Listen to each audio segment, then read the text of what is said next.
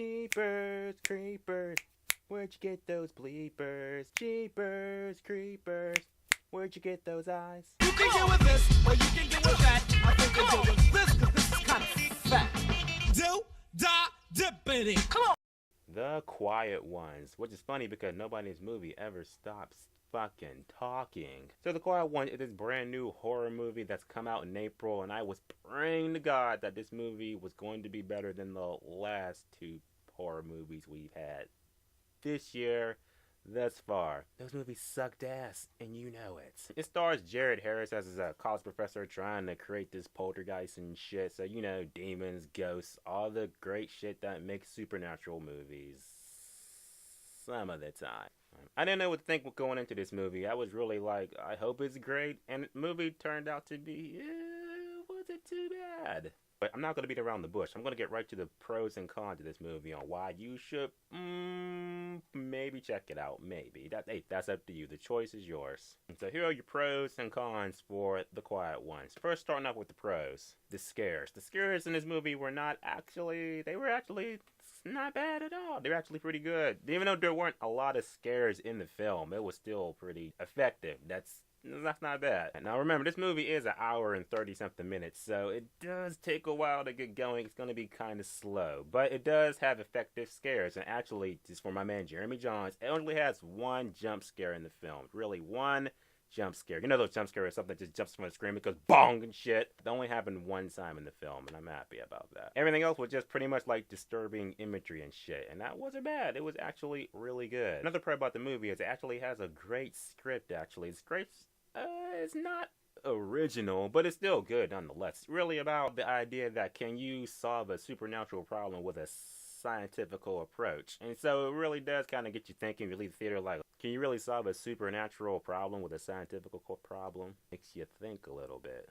The acting in the movie, the acting wasn't too bad. The actors were functional. They were British, so, you know, they were saying stuff like, you wanker, if you don't turn down the bloody music, I'm gonna go mad. Trousers, are you going to soil your trousers? I don't actually sound like Elmer Fudd, but, what can I tell you? British Elmer Fudd, you figure that shit out. Now I gotta get into the cons. The cons of the movie, the story was okay, but the movie kinda took a while to get going. I'm sorry, if you're really not invested in this film, you might kind of check out the movie before it really gets going. It does have a slow start, but I could kind of chalk that up to either build up or just a really slow moving film. Pretty much there's nothing in this movie that you really haven't seen before. I mean, one thing I can say positive about the movie is the actual ghost that's possessing this chick, or not possessing her. Ooh.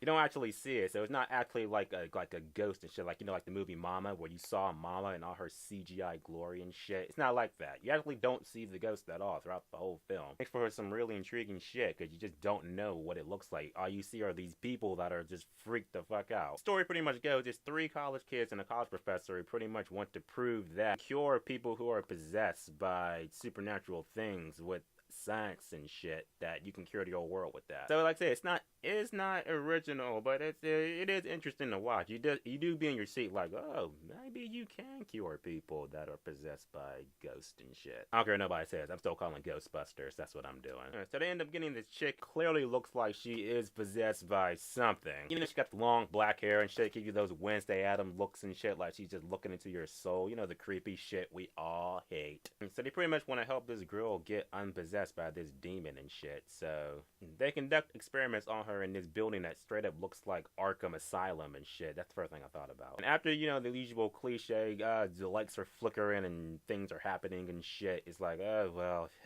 you know, like, we just can't help her. The main scientist is like, no, we can save her. We have to prove that demons and shit are not real. All the supernatural stuff just doesn't exist. It's all in your head. Me, I've been in that movie like, I don't care. I just don't want to get thrown across the screen and shit like a Hoover vacuum. I just don't want to live through that. So they end up taking her to this crickety ass house and shit that's abandoned. Yeah, an abandoned house already. And they finished the experiment there. You know, it's called an experiment and shit. Yeah, an experiment. You know, unless they're talking about Stitch, any experiment's going to be bad. There was one scene in the movie that made me chuckle, because there was a part in the movie where all the lights just went out and shit, and they were like, oh, where's she at? And she was upstairs in the attic and shit, and they went up there, and The only light they had was the camera, like the camera light that they were using. They're walking up there, and it's all you see is just the light from the camera. Everything's just dark and shit. You see it from the point of view of the camera. That's where it goes off found footage and shit. And they're walking, and you hear like the sound of like, I don't know, a broom or something fall. It's like a lot of shit fall. And you know, I'm not racist. I'm not racist, but I'm going to make a black and white comparison. These white people, they just go up there, they hear that shit fall, and they're just like, huh, what was that? Where you at? What was that? Yeah, no. If that was a group of black people, we'd have been gone. As soon as we heard that shit fall, we'd have been, fuck them out of here, man. Clamming all over people and shit. Yeah, it would have been just like that. And the ending of the movie wasn't bad. I mean, the ending was just the ending. It doesn't make you leave the theater like, ooh, like I want to check this out. It pretty much just, okay, well, that's over.